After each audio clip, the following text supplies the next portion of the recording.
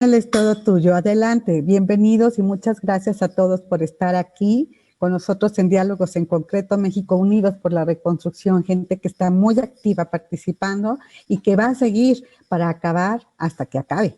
Adelante. Muchas gracias, Mariel. Gracias por la invitación. Muy orgullosa y honrada de estar participando en este panel.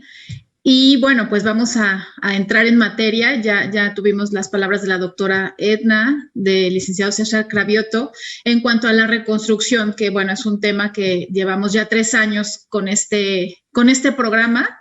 Y bueno, últimamente hemos visto avances importantes, pero vamos a escuchar a los expertos, a los que están día a día en esta gran labor, en este gran proyecto, tanto a nivel nacional como en Ciudad de México. Y bueno, vamos a empezar con las preguntas, para que tengan ustedes un tiempo considerable para contestar estas preguntas. Empezamos con la primera pregunta. Nuestro panel, pues, es ¿cuáles son los avances en la reconstrucción? ¿Qué resta por hacer y cómo lo vamos a hacer?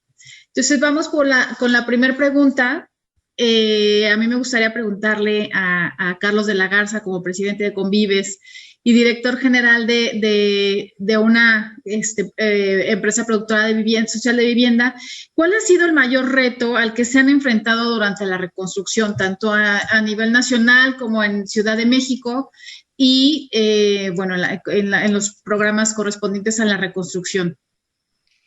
Bueno, hola Jackie, hola a todos los miembros del panel. Mariel, como siempre, saludarte a ti y a tu staff, que son unos tipazos en promover siempre estas cosas.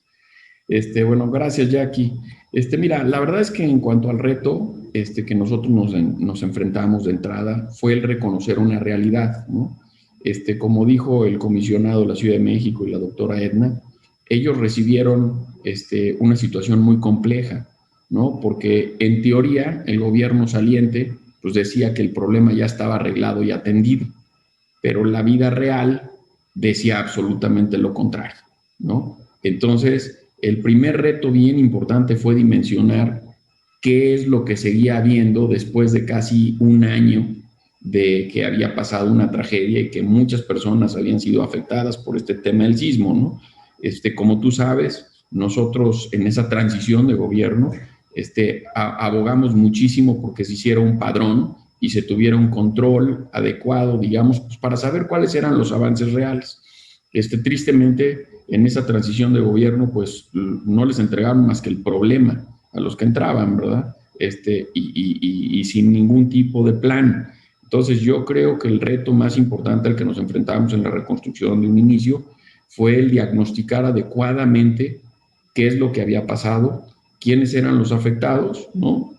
Y reorganizar a todos los participantes en abocarnos a ello. La verdad es que cuando se habla del plan de reconstrucción, creo que hay que ser justos con este nuevo gobierno en el sentido de decir, pues a ellos les tomó 12 meses prácticamente solo poder dimensionar y planear, ¿no? La reconstrucción realmente, a pesar de que llevan 2 años atendiéndola, físicamente se lleva casi 12 meses o 14 meses de que realmente esto se empezó a convertir en ladrillos y en atenciones reales, ¿no? Al menos así es lo que nosotros estamos viviendo como organización. Sí, fue prácticamente pues volver a empezar, ¿no? Hacer un padrón que pues no existía y hoy el poder entregar, como lo comentó tanto la doctora como el comisionado, el poder entregar una vivienda real es, bueno, una satisfacción, pero ha sido mucho trabajo, poco tiempo de reorganizar todo lo que en teoría se había hecho, ¿no? Y bueno, con esta misma pregunta voy con Francesco Piazzesi, que nos platique cuáles son los retos que ha tenido. Sabemos que has estado muy activo tanto a nivel nacional, en Ciudad de México, en comunidades complicadas, difíciles de llegar. Hemos visto toda la labor que han hecho desde Échale, desde la fundación. La verdad nos honramos y que, bueno, pertenezcas a Convives también como vicepresidente, consejero, perdón. Y ¿cuáles han sido esos retos que ustedes han tenido, Francesco? Bueno, me sumo en primera a congratular en concreto y a todos los esfuerzos que se hacen para mantener el contacto en el mundo de la construcción y sobre todo en el mundo de la construcción no afiliados, de los más necesitados. El gran reto que hemos tenido en el mundo de la reconstrucción, pues fue la complicación, lo dijo César Cravioto hace un momento. Sí, la Ciudad de México sufrió, pero la Ciudad de México sí es una desgracia, por favor, no estoy minimizando absolutamente nada, pero fue el 10% de lo que pasó en 1985. Los códigos de construcción y las exigencias de construcción en la Ciudad de México protegieron a la propiedad y protegieron a las vidas de las gentes, de las personas. Desgraciadamente, fuera de la Ciudad de México y sobre todo en los lugares apartados, no sucedió. Sí hay que enfatizar, y esto es algo muy importante, que el 95% de las casas que se cayeron o se dañaron son casas autoconstruidas. Entonces hay que enfatizar el tema de la asesoría técnica y hay que enfatizar el tema de la profesionalización de la construcción. No importa cuál sea el sistema, no importa cuáles sean los fondos, sino la profesionalización. Nos han dicho que si nosotros estamos en contra del maestro Chon, no, por supuesto que no. Nosotros no estamos en contra de absolutamente nadie. Nosotros estamos por la certificación, por el profesionalismo, porque somos una economía patrimonial. Recordemos eso, no somos una economía crediticia. Y el patrimonio número uno de cualquier familia mexicana es una vivienda. El mayor reto sí fue llegar a estas comunidades más alejadas, en donde nos encontramos a la gente rompiéndose los dedos y diciendo, ¿ahora qué hago? Sentadas sobre los escombros de sus viviendas. Y diciendo, ¿ahora cómo voy a reconstruir mi vivienda? Bajo un programa, como bien apuntó Carlos, confuso, difícil, no abrazado del todo, y que realmente fue como quitarse un poquito el golpe de encima y hacer con lo que se tenía. Ese fue el principal reto, y el poder organizar como siempre a las familias y a la comunidad en torno a la vivienda. Sabemos que las comunidades están organizadas a través de el mercado, la fiesta del pueblo y la religión, pero de la vivienda no. La vivienda es un evento personal y si bien familiar, y estando con cero patrimonio, con cero forma de solución, el poder llegar a la gente y decir, mi hermano, te vas a poner a trabajar para hacer tu casa, fue el principal reto, y se logró, se logró, no lo digo por échale, lo digo por todos los convivios que hemos participado en la reconstrucción. Sin duda fue una gran enseñanza para todos y una gran sorpresa para México, como siempre solidario, no solo en ayuda primaria, que ahí somos expertos, salimos a la calle a barrer, a quitar escombros, a llevar agua, etcétera, sino en este caso en una ayuda que hoy es una ayuda patrimonial, segura, y que todas las casas de convivio de reconstrucción tienen registro único de vivienda, lo cual es una maravilla porque le da a la familia una gran seguridad. Muchas gracias, Francesco. Ahora vamos con el licenciado Antonio Rebá. Él es el director general de Fundación Hogares y queremos ver si nos puedes platicar un poco de cuál ha sido tu experiencia en Jojutla, precisamente en el programa de reconstrucción. Bueno, antes que nada, mil gracias, Mariel, por esta invitación tan puntual y sobre el tema de la reconstrucción. Creo que todos hemos pasado por eso desde 1985, que nos tocó trabajar en renovación habitacional popular, después en fase 2, como continuación de este tema de los sismos del 85, y después en el 17 también nos toca otra vez trabajar. Entonces, en estos eventos cíclicos, creo que hemos aprendido bastante, y pues bueno, en el caso ahora que me toca de Jojutla, pues aquí meter un punto me parece que interesante sobre el tema de la recuperación del espacio público. O sea, cómo a partir de una tragedia no solamente se recupera vivienda y se hace ciudad, sino cómo podemos recuperar el espacio público con la participación de la gente. Me parece que Jojutla es un ejemplo en donde viene un sismo, otra vez la inmovilidad del gobierno, tanto en 85 como en 2017 destaca la inmovilidad inmediata del gobierno, pero como en el caso de Jojutla empezamos con un trabajo de participación de la comunidad para ver la recuperación del espacio público. A nosotros nos toca ese trabajo específico y empezamos con la comunidad a definir, bueno, cuáles son sus necesidades, qué quisieran de la parte de la utilización del espacio público. Y en este tema, pues se empezaron las consultas y lo que ubicamos es que muchísima gente, porque la gran cantidad de la gente estaba como queriendo recuperar de estos espacios una identidad. Entonces, la identidad comunitaria se da en el espacio público. La equidad me parece que también se da en el espacio público. Entonces, estos trabajos que hicimos en Jojutla, lo que hoy fueron 6 intervenciones, básicamente en una escuela, no sé si estén por ahí se tengan ahí las imágenes, pero se trabajó en una escuela que se llama la Escuela Tierra y Libertad de Emiliano Zapata, se trabajó en hacer la Alameda, los jardines centrales de Jojutla, el Santuario del Señor de Tula, la Capilla de la Santa Cruz y un centro comunitario en Parque El Higuerón. Todos estos los hicimos con la comunidad. Todos estos, la participación, como lo querían. Esa, por ejemplo, la Escuela de Emiliano Zapata, de Alberto Calach, que acaba de tener un premio internacional. Este es el Santuario, el Señor de Tula, que también acaba de tener un segundo lugar en Roma.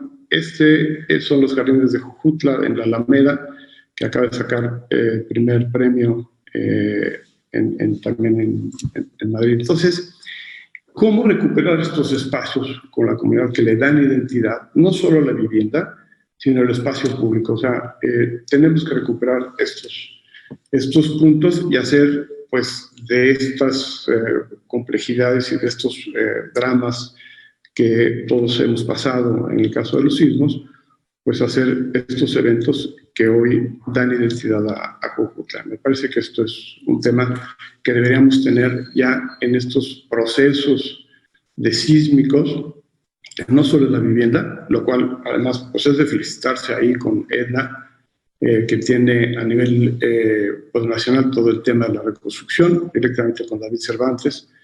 Y bueno, César, ahora aquí en la Ciudad de México, con las complicaciones de la Ciudad de México, ¿no? Son 2 eventos diferentes en donde hay similitudes que creo que deberíamos de retomar las cosas buenas y generar procesos de gestión para el próximo sismo que va a venir, estemos preparados. Pero me parece que otra vez estamos metidos en la operación de las cosas y no hemos establecido programas de gestión de riesgo para que cuando venga el siguiente sismo sepamos qué hacer, Jacqueline. Yo creo que este es un tema importantísimo. El espacio público y programas de gestión, ¿no?, en todos los espacios para que a la hora del próximo catástrofe sepamos qué hacer cada uno.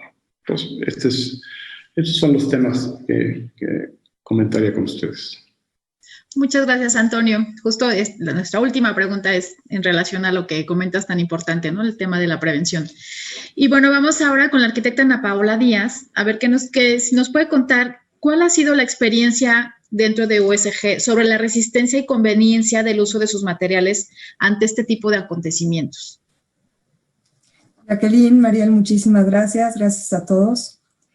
Para hablar de la experiencia es importante ver hacia atrás, hacia el pasado, ver cómo la cultura de la prevención y la adopción de los sistemas ligeros han funcionado a lo largo de los años.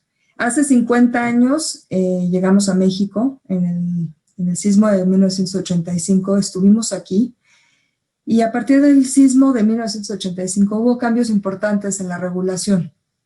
Nos dimos cuenta de la relevancia de los sistemas ligeros y en seco. Y a partir de este momento, siendo esto un parteaguas, se vio muy claramente cómo incrementó la adopción de los sistemas. Vamos, de 6 millones de metros cuadrados de valor de mercado, ahorita más de 50 millones. Ahora, si bien, digo, lo podemos ver simplemente en la afectación que tuvo la Ciudad de México en un momento y en otro. En 1985 fueron casi 760 edificios que colapsaron y más de 50,000 resultaron dañados. Y en el temblor de 2017 fueron 40 edificios que colapsaron, muchos de ellos construidos precisamente antes del 85, y 1,000 sufrieron daños. Entonces, es evidente que ha habido cambios importantes en la forma de construir. Todavía tenemos mucho que aprender de ambos eventos. El tema de planeación es crucial. Y si vemos un poquito a países un poco más industrializados que viven constantemente con el tema de sismos, que están acostumbrados a convivir con ello, pues ya lo han entendido, ¿no? Entonces, lo vemos en, digamos que los consumos per cápita que presentan en sistemas ligeros.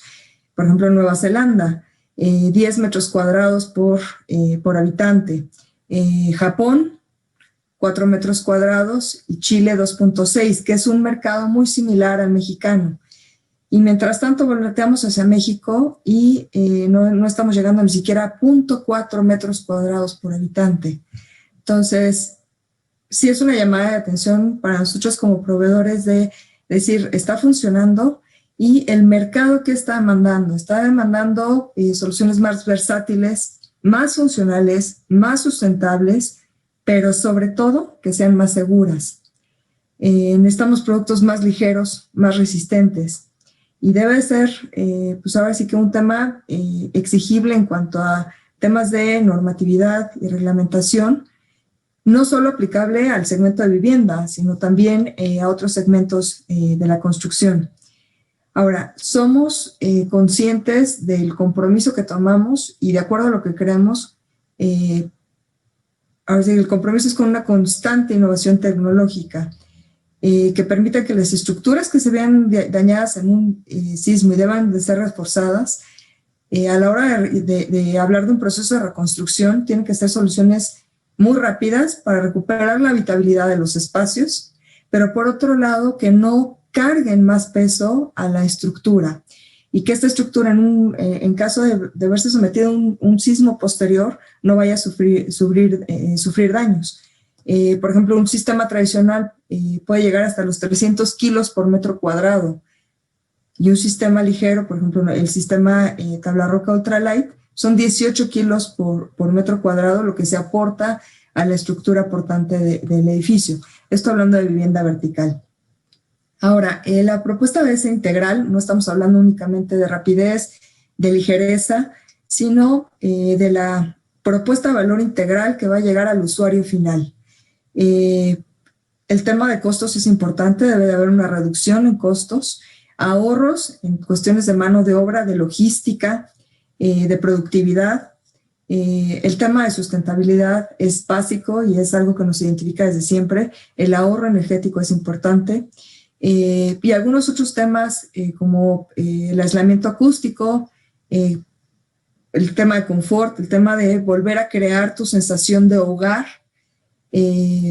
Para eso, bueno, entran en juego otros sistemas, por ejemplo, los plafones modulares que reducen hasta el 50% el ruido ambiental, etcétera. El tema, por ejemplo, de ahorro para las familias que van a necesitar, bueno, que en climas extremos que usan clima o que usan aire acondicionado.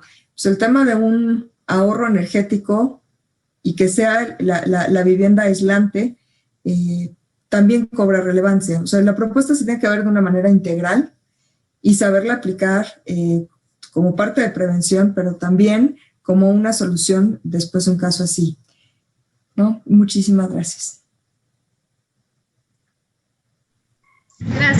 Gracias Ana Paula. Continuamos con nuestra segunda ronda de preguntas y nuevamente voy con Carlos de la Garza. presidente de Convives. Perdón si escuchan algunos cohetes, pero aquí hay fiesta en el pueblo. Ahorita que llegó la pandemia en pleno programa de reconstrucción, ¿cómo es que tanto Convives como todas las agencias productoras de vivienda que están involucradas en este programa han podido salir avante sorteando todas estas complicaciones que nos ha traído esta pandemia?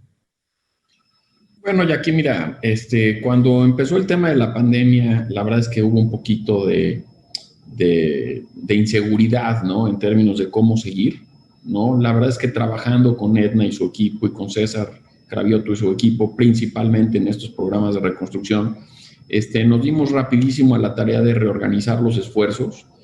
Lo que nos pidieron evidentemente era seguir todas las medidas sanitarias que todo el mundo está siguiendo, obviamente desde el uso del tapaboca hasta la toma de temperaturas a las personas, ¿no? Ciertamente hubo una afectación, ¿no? En términos de la velocidad en la reconstrucción por dos factores. Uno, hubo ciertos casos en donde, bueno, familias que además de no tener la vivienda y que estaban viviendo tal vez en un cuartito en el terreno, pues se veían afectadas con alguna persona infectada en su familia, y eso provocó que pues en ciertas viviendas se tuvieran que parar las acciones de reconstrucción. Y por otro lado, ciertamente en algunos lugares y particularmente en algunas empresas hubo ciertas cuadrillas que se vieron afectadas, ¿no? Eso claramente también desaceleró un tema. Y el otro gran reto que sí tuvimos fue el tema de la movilidad, ¿no?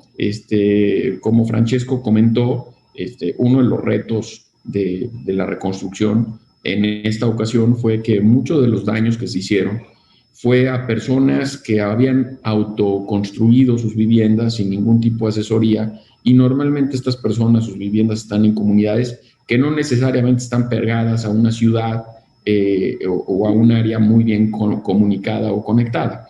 Entonces también un tema que sí nos afectó con la pandemia fue este tema de las cadenas de suministro, ¿no? No solo a nivel de materiales, sino a nivel de gente, ¿no? Mucha de la gente que participa en las construcciones es gente que se mueve de algunas ciudades o comunidades pues para atender y conseguir estos trabajos. Y durante la pandemia lo que pudimos observar es que pues la movilidad y los retos para conseguir mano de obra se complicaron un poco más de lo normal, ¿no? Pero bueno, afortunadamente hemos podido seguir avanzando y estamos muy contentos. Y del tema de que se comentó, y sí me gustaría nada más hacer esta pequeña reflexión porque creo que es de mucho valor lo que se ha venido diciendo. Este tema de la planeación para el siguiente evento creo que es un tema importantísimo estarse y seguir reflexionando. Yo creo que uno de los grandes aprendizajes va a ser ese, ¿no? El tener mejores planes de atención ante los desastres que seguirán ocurriendo, ¿no? Sin duda, seguirán ocurriendo estos desastres. Francesco, de igual forma, nos gustaría que nos platiques cómo han sorteado el tema de la pandemia. Nos dicen hay que quedarse en casa, pero pues sabemos que muchas familias no tienen casa, ¿no? ¿Cómo ha sido ese proceso dentro de la pandemia, el no parar el tema de la reconstrucción? Sí, así es. ¿Qué hay de aquellos que no tienen opción, no? Quedarse en casa, y cuando la casa o se cayó, en el caso de la reconstrucción, o está dañada y es un peligro, o no hay casa. ¿Qué vamos a hacer la familia? O entren 8 y no salgan en una casa una casa de materiales precarios, sin sanidad, sin baño, a lo mejor con un piso de cemento en lo mejor de los casos, etcétera. Y hay 8 personas de la familia viviendo ahí, no nos da. Entonces, sí, el gran tema fue este freno. Les quiero ver si me permiten compartir rápidamente una pantalla. A ver si lo sé hacer.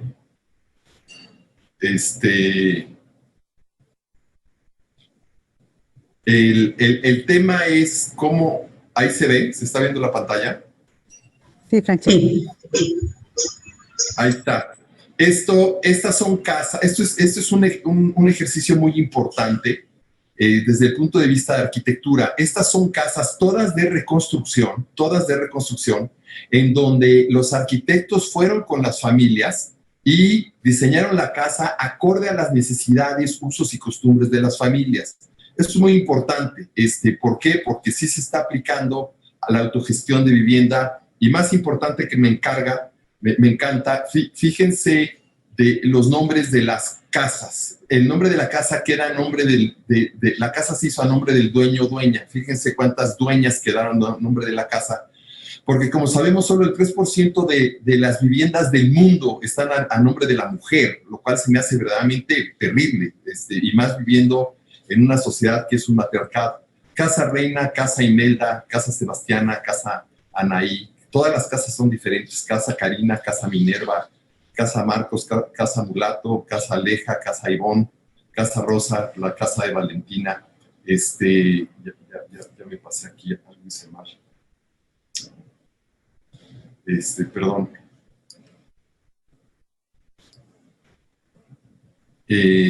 Se te fue un poquito el audio, Francesco. Ahí está, ahí me está. ¿Sí?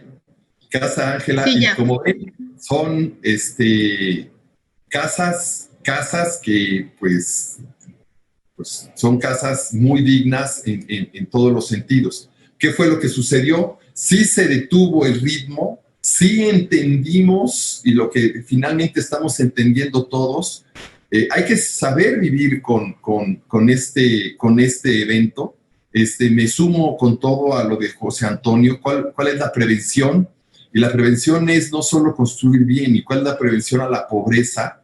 Es construir con todos, y hemos insistido mucho en el tema desde Convives, insistir en el desarrollo de los 17 ODS para que no solo sea una vivienda segura, sino sea una comunidad sostenible y cada vez dependa menos de la subvención de lo que sea, el agua, la energía, el paludismo, etc. Y es lo que tras lo que vamos, ¿no? Y sí, me sumo, insisto, con todo a lo que dijo Toño, de que lo que se necesita es tener esta prevención, pero no solo es la prevención de construcción segura, es la prevención de una comunidad resiliente, porque de que va a haber sismo, vivimos en un país sísmico, eso, no hay salvación. Gracias. Gracias, Francesco. Vamos nuevamente con Antonio Rebá y que nos platique qué nuevos proyectos dentro de la Fundación están desarrollando, sobre todo en esas comunidades alejadas de cualquier situación que les pueda favorecer. Y ante los sismos, ¿qué están desarrollando dentro de Fundación Hogares?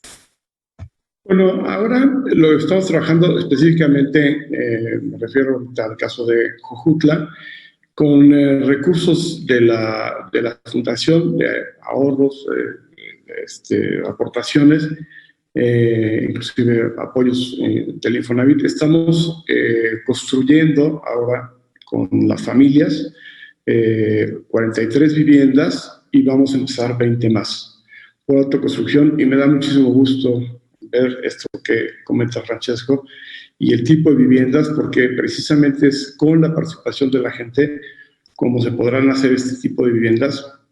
Pues ya ni qué comentar de lo que se ve, simplemente se ve participación de la gente. Y en este tema que comenta de la mujer, coincido, habrá que establecer alguna reglamentación o legalidad sobre escriturar a nombre de las mujeres. Lo hicimos en los sismos del 85, fue uno de los temas centrales de poner a la mujer en esto. En el INVI, cuando estuvimos en el INVI también, la escrituración a nombre de la mujer era un tema fundamental. Me parece que es central este tema. Estamos, además, en este tema de tocar varios puntos de los derivados del sismo.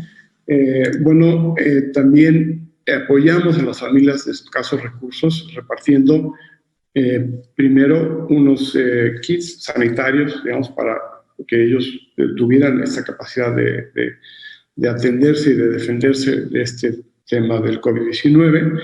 Y después, para el tema de mantente en casa, lo cual es muy difícil en estas comunidades y en esta economía digamos, informalidad que es del día a día, pues mantente en casa es casi como, bueno, me mantengo en casa, me muevo en casa o me salgo a buscar el trabajo, ¿no? Entonces, en este mantente en casa apoyamos a las familias con despensas, entregando despensas, con la Fundación ADO que nos ha estado ayudando. Y hemos empezado trabajos en otras comunidades del Estado de México para la construcción de vivienda a través de estos esquemas. Nos hemos hecho OEO con AVI para empezar a incursionar como fundación con todo el cuidado para la construcción de vivienda en las familias de menos ingresos. Y ahora estamos participando en los nuevos programas de Infonavit. Ahora estamos en Mexicali estableciendo un nuevo proceso en donde hacemos un diagnóstico, hacemos una planeación, un plan maestro, y de ese plan maestro se derivan las obras que las diferentes instancias van a estar trabajando, tanto locales como estatales o federales, en una especie como de plan maestro convenido, ¿no?, con todas las instancias. Y entonces, de esta forma, lo que estamos planteando es la participación de la comunidad en programas o en procesos de recuperación de vivienda abandonada, de unidades abandonadas que son un riesgo, pues recuperarlas, generar, digamos, en lugar de minusvalías, promover, recuperar esa plusvalía y, sobre todo, establecer la normatividad que tendrá que seguirse en el futuro en estos temas. Y en este tema de la normatividad que deberá seguirse en el futuro para no hacer lo mismo que se ha venido haciendo y que ha demostrado que no ha funcionado por los daños que se generan, pues bueno, estamos planteando pues ya trabajo iniciar rápidamente en Mexicali y poder extenderlo a otros espacios de la ciudad con la participación de la comunidad. Entonces, ¿por qué no recuperar estos ejemplos para hacer digamos, programa de prevención o lo que se le llama gestión de riesgo dirigido a los objetivos del 2030 y al cumplimiento de los ODS?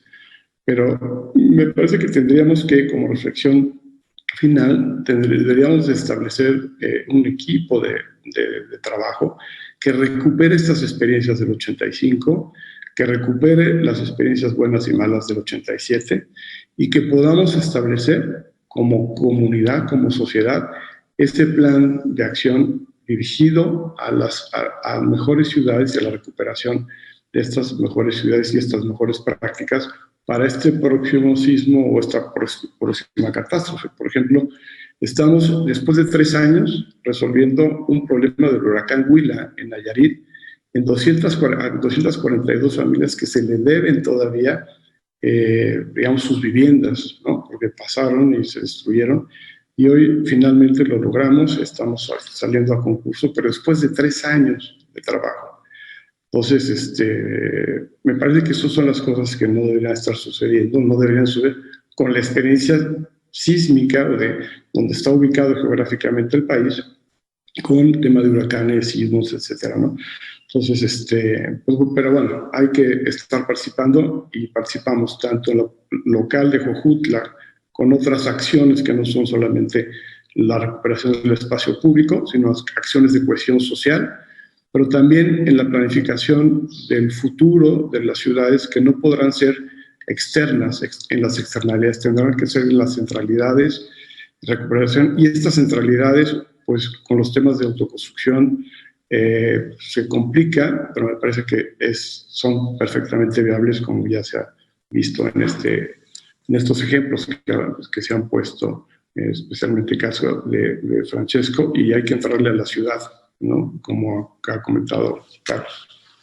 Esas serían las reflexiones sobre esta pregunta. Muchas gracias, Antonio. Vamos con Ana Paola. Y aquí queremos saber cómo es que garantizan la seguridad de las familias en cuanto a los materiales que se utilizan. Muchas gracias. Bueno, nuestros sistemas son producidos aquí en México, pero cumplen con estándares internacionales, son sometidos a pruebas importantes. Ahora, el acercamiento que tuvimos en temas de reconstrucción se basa en 3 directrices. La primera es un tema de planeación, de prevención, que va dirigida a vivienda vertical, incorporando sistemas ligeros de construcción como muros no portantes.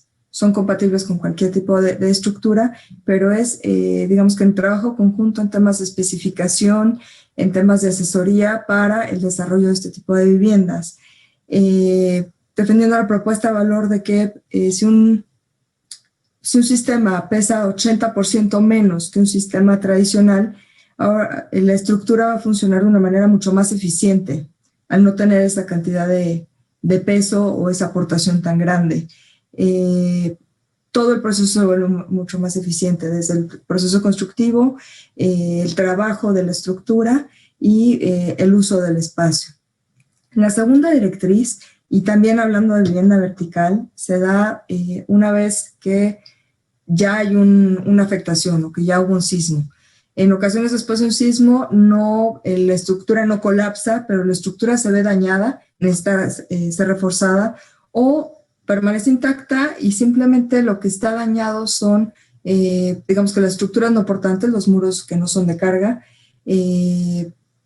acabados y demás. Entonces, ahí es mucho más, digamos que fácil proveer de esa habitabilidad a las familias y de hacer los procesos para recuperar la vivienda de una manera mucho más eficiente.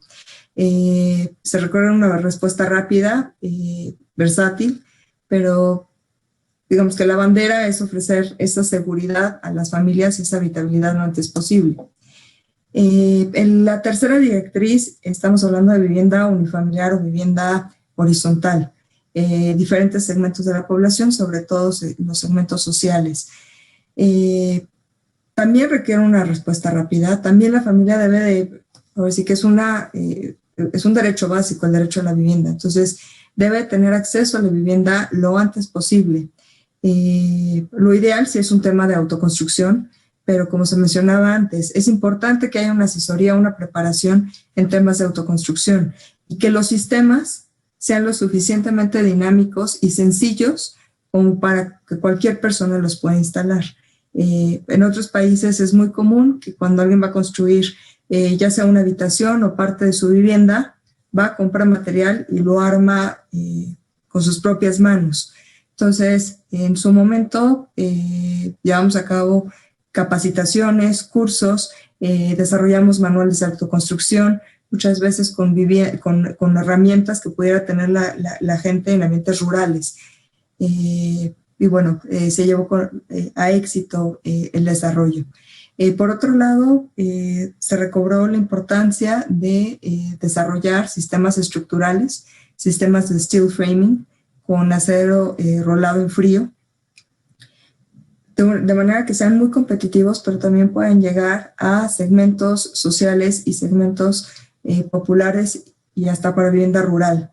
Se tiene que ver como una solución que pueda tener diferentes aplicaciones y customizarse a las necesidades de la población.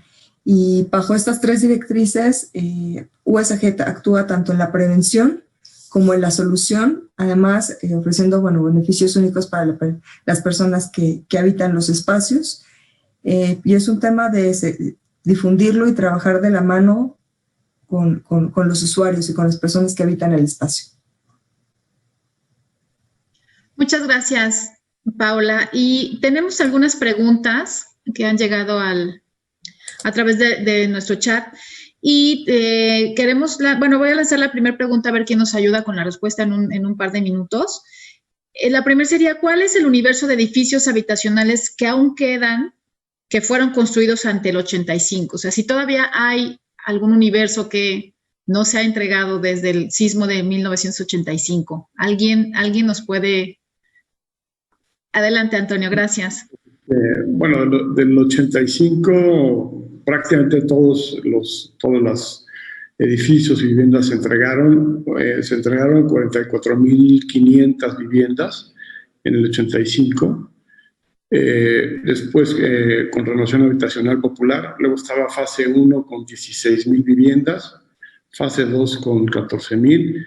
En total, más o menos se entregaron de los sismos del 85, cerca de unas 70,000 viviendas, entre 70 y 80,000 viviendas en la Ciudad de México. Después, en el 97, bueno, César daba ya los números que son importantes. Estábamos hablando, creo que estaba sobre 6,000 viviendas ya entregadas, lo cual es significativo. La diferencia es muy importante. En 85 se expropiaron los predios en la Ciudad de México, y ese fue un tema clave que permitió el control del suelo y, por lo tanto, controlar mucho el valor de la vivienda a la que se ofreció, y no así en 97. En 97, pues está entrando en predios propiedad privada con recursos del PEF, que es toda una temática que tratar. Pero yo a la fecha no creo que haya ninguna vivienda derivada del 85 que esté sin atender. Inclusive cuando estuvimos en el INVI todavía atendimos algunas unidades que quedaban, y que yo sepa no hay vivienda del 85 que esté sin atender. Y seguramente si estuviera, César la atenderá rápidamente. Bueno. Muchas gracias, Antonio. Tenemos otra pregunta. ¿Deben volverse más estrictas las normas de construcción? ¿Aún más estrictas? El tema de las normas de construcción estrictas, pues uno es el factor cálculo y el otro es el factor miedo, ¿no? Nos encontramos siempre que el cálculo es importante, la mecánica de suelos, el cálculo estructural y demás. Bueno, es todo un tema, y es un tema de ingeniería, no es un tema de voluntades o de lo que sucede. A todos nos sucedió. Llegamos sobre todo en la comunidad, se están haciendo las casas y pasa alguien. Le dice, no, es que dice mi compadre que le tienen que poner 20 fierros más es decir, 20 centímetros más de profundidad, si no aguanta. Oye, si así le hicieron, ¿por qué se cayó? No se trata de echarle dinero, y no se trata de echarle fierro, y no se trata de echarle cemento. Se trata de hacer un cálculo. Pero eso lo seguimos viviendo. Más que se tienen que hacer rígidas, las más rígidas o más estrictas o más sobradas las obras, no. Se tiene que exista una mecánica de suelo, y se tiene que exigir que exista un cálculo estructural para la vivienda. Si la vivienda va a crecer en 2 pisos, tiene que tener el cálculo estructural para 2 pisos, porque finalmente va a crecer.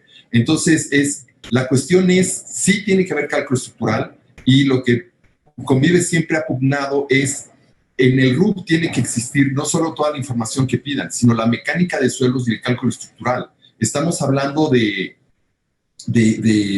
la vida de las personas y al factor dinero también, pero el dinero tiene que estar bien aprovechado. Nos acaba de pasar, en Oaxaca nos dijeron, oye, le tienes que poner varilla de 3 octavos a tu cimentación. ¿Por qué? ¿No? ¿Quién lo vio? Hay un cálculo estructural atrás y ahí está la pelea. Entonces no es echarle más, es hacerlo bien, y sí, hacerlo, insistimos como Convives, hacerlo profesionalmente. Todo tiene que estar registrado, todo tiene que estar presente, y es seguridad para todos, es seguridad para, sobre todo, número uno, para la familia, el bien uso del recurso. El recurso siempre es finito, y la claridad ante todo, y más bajo un sistema como el RUP, que por favor, los que todos aquí lo hemos visto y hemos visto lo que han hecho en el RUP, es una maravilla. Ponerlo como, no puede haber una casa en México que no tenga RUP. Esa es la cuestión, y esa es la opinión sobre le tenemos que echar más fierro, más cemento, más acero. No, tenemos que echarle más cálculo y hacerlo para todo el mundo. Y mayor transparencia, ¿no? Con el registro ante el RUP. Tenemos una última pregunta. ¿Qué entidades seguían siendo las más vulnerables? ¿Quién nos ayuda con esa? Carlos. Jackie, yo creo que es muy difícil hablar de una entidad en particular, ¿no? La realidad es que si vemos lo que ocurrió con el sismo, obviamente hay zonas sísmicas en México y además coinciden tristemente con estados donde los indicadores de pobreza son los más elevados, ¿no? Y donde además coincide con que las comunidades están más dispersas, el fenómeno de ir a vivir a las ciudades no está tan avanzado como ha ocurrido en otros lugares en la República Mexicana, ¿no? Entonces, tristemente, cuando volteas a ver Puebla, Oaxaca, Guerrero, Chiapas, ¿no? Estas zonas, digamos, y las zonas rurales del Estado de México, no urbanas o semiurbanas, bueno, pues coincide que ahí, digamos, se dieron los fenómenos más importantes de afectación con el tema de los sismos, ¿no? Entonces, yo creo que simplemente habrá que enfocar el tema de cuáles son los factores de riesgo relacionados a sismos y a huracanes. Creo que trabajar en un plan en donde identifiquemos qué es lo que ha ocurrido en los últimos 30 años a nivel nacional, vamos a poder predecir muy bien en cómo hacer un plan donde seguramente ocurrirá el 90% de estas afectaciones, ¿no? Y sobre todo, pues empezar a entender que siempre afecta tristemente a los que menos recursos tienen, ¿no? Yo creo que, Francesco, con lo que estaba diciendo, a mí se me hace muy importante fortalecer la cultura de por qué sí es importante la asistencia técnica en los procesos de autoconstrucción, ¿no?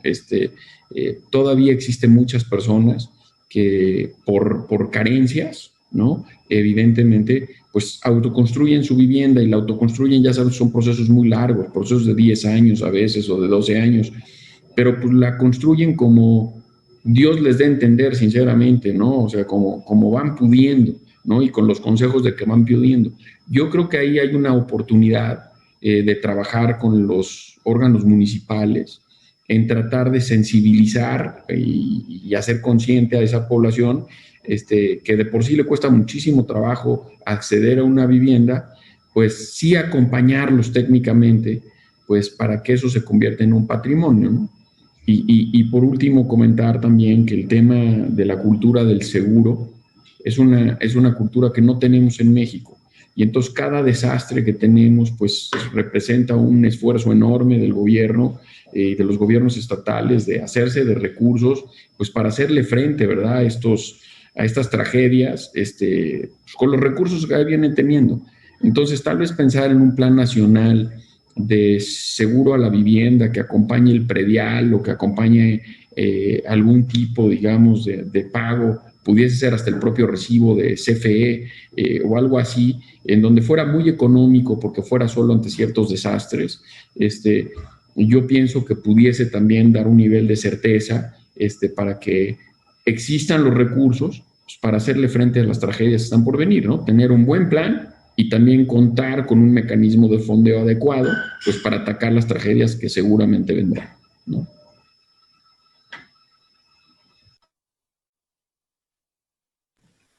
Si me permiten, quiero interrumpir. Quiero, a propósito del tema que están sacando a la luz, ¿no? Esta buena propuesta de Carlos son buenas intenciones que surgen recién las tragedias, ¿no? Y después ya se olvida la intencionalidad de promover los seguros, por ejemplo. Pero quiero enfocarme a hacerles una pregunta para que ustedes reafirmen la importancia que tiene esa asesoría, sobre todo ahora que el gobierno lanzó los programas de autoconstrucción, el Construyes, el Yo Construyo, de Infonavit, etcétera. Qué importante es justamente para no generar esa irregularidad, que no vuelvan a construir en la Pintada y se les vuelva a caer el cerro, ¿no? Porque allí es donde viven y allí van a volver a construir. Qué importante es que entren justo los que saben y quiero saber, ¿no? Carlos, Francesco, Tonio, si tienen algo que ver allí, si ya están involucrados ustedes allí en estos nuevos programas de autoconstrucción que vienen manejando los organismos nacionales de vivienda, tales como Infonavit o Foviste. Bueno, este tema me parece fundamental, Mariel, ahora que pues Infonavit, nada menos que Infonavit, que es el organismo más importante en temas de crédito para la vivienda, está planteando el recurso directo, ¿no?, a los derechohabientes. Me parece que esto genera muchísima participación, tiene pros y contras. Por un lado, va a generar participación siempre y cuando tengamos estos procesos de participación de acompañamiento, ¿no?, como la asesoría técnica que se necesita. Nosotros también vimos a lo largo de este tiempo mucha autoconstrucción, pues que desgraciadamente estaba en laderas, como decías, en zonas de invasión, en zonas de riesgo de recarga de mantos acuíferos, porque hay un problema de acceso al suelo. Entonces, todo esto también implica el acceso al suelo para que estos recursos que se van a dar o que se entregarán para la autoconstrucción pues estén debidamente soportados y garantizados. En fin, implica un cambio muy importante en todos estos procesos que se venían haciendo de construcción masiva afuera de las ciudades, que hemos visto que ha generado muchos más problemas que beneficios.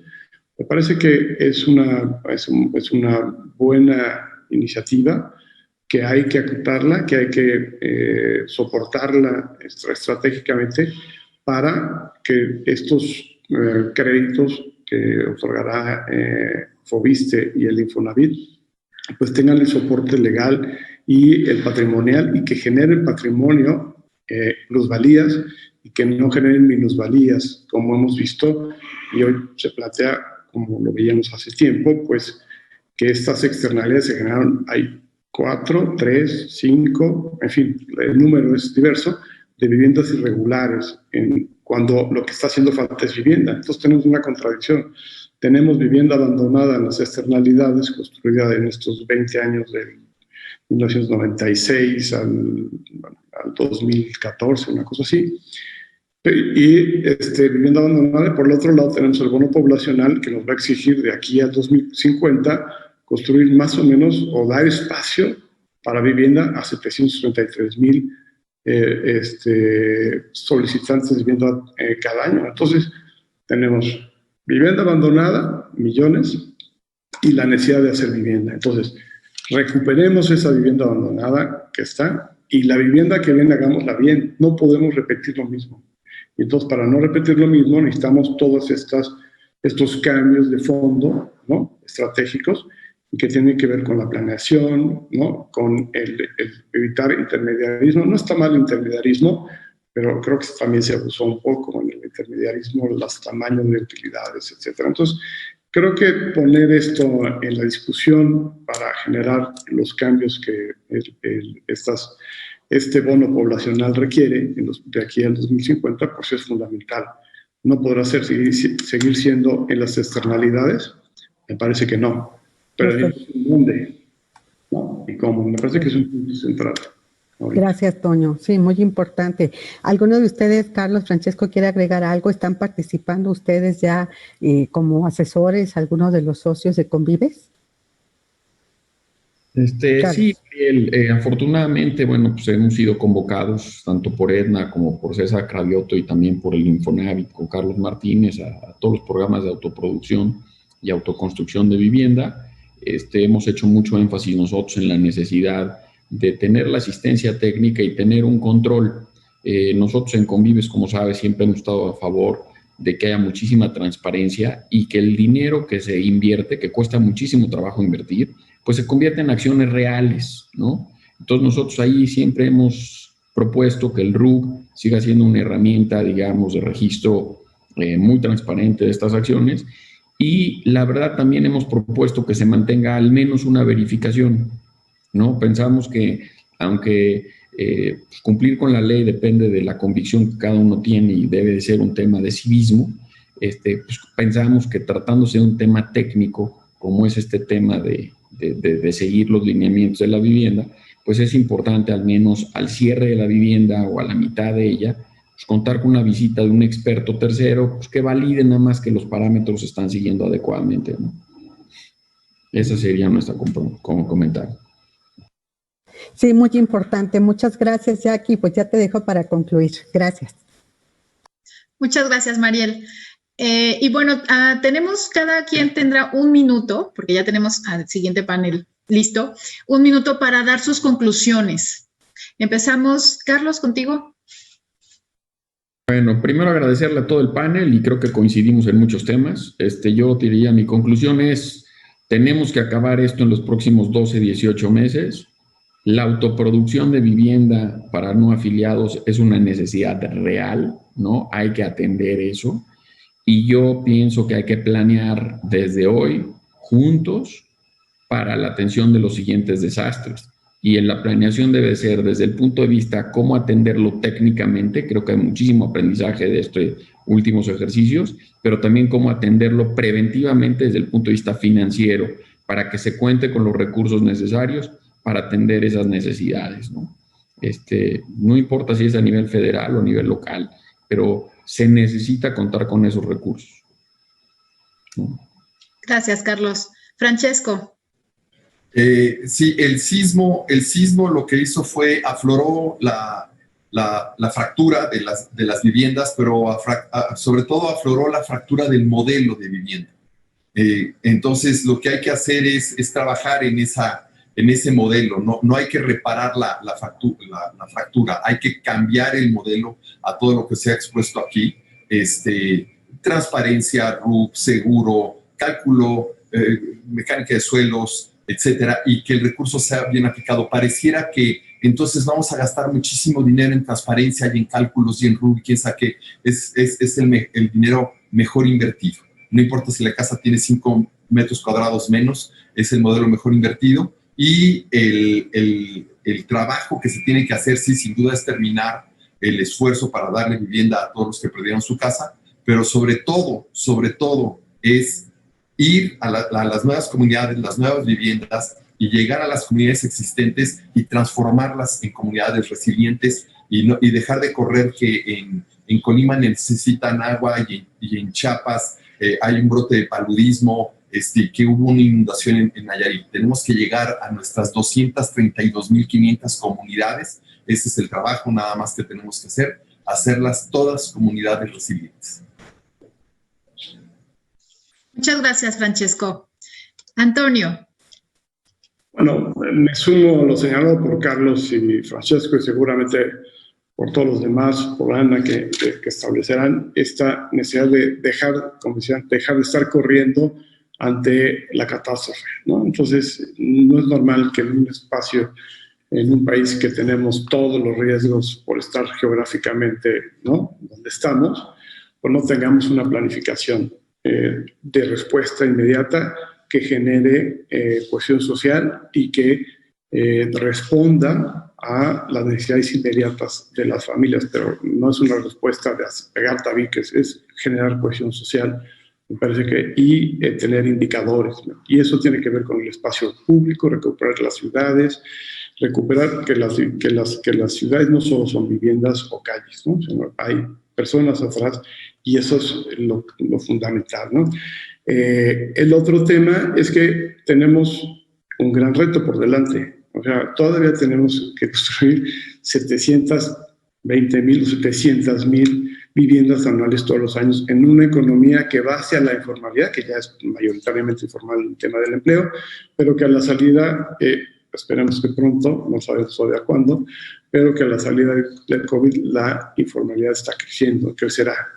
Entonces, y a esas familias son las que están demandando vivienda y que tienen características, son los jóvenes y seremos los adultos mayores. Entonces, con características específicas que hay que respetar las, digamos, características específicas de cada zona, de cada comunidad, sus temas culturales, ¿no? Este tema que pasó con las iglesias en 2017, hoy las iglesias y los conventos y el patrimonio cultural pues está desatendido porque no hubo respuesta suficiente de Banorte en la parte del crédito, del seguro, que eran 3.500 millones, pero ni de Fonden. Entonces, hoy las comunidades son las que sufren, que están todas las iglesias y estas, pues igual que hace 2017.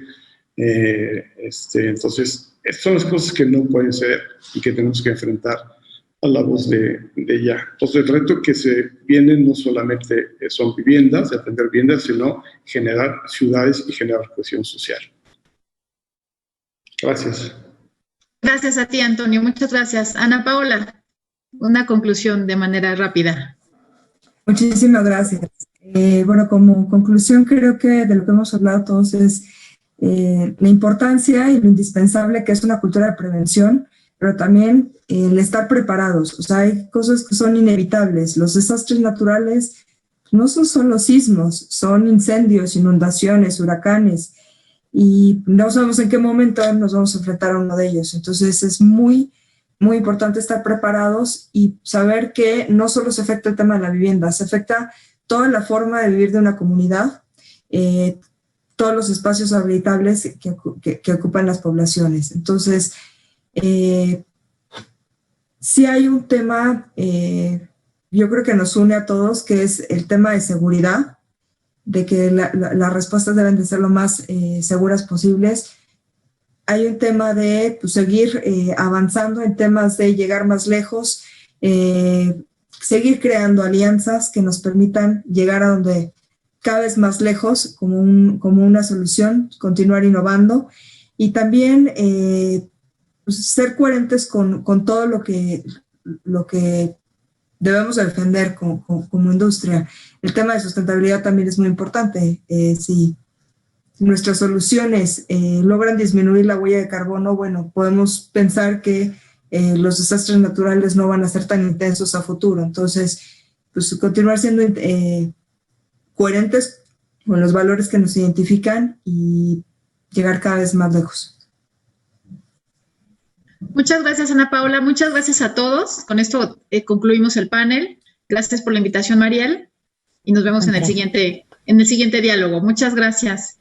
Gracias a todos. Gracias a todos, Carlos, Francesco, Toño, Ana Paola, Jacqueline, muchas gracias. Aquí tenemos los retos, 18 meses, ¿no? Ya, pasaron 3 años, logrémoslo en 18 meses. Aquí estamos listos también, Molip, Jacqueline, ¿no? Para participar. Un abrazo a todos, de verdad, muy agradecida por su participación, muy importante información y a sumarnos. México Unidos por la reconstrucción. Un abrazo para todos ustedes. Muchísimas gracias. Muy buen día.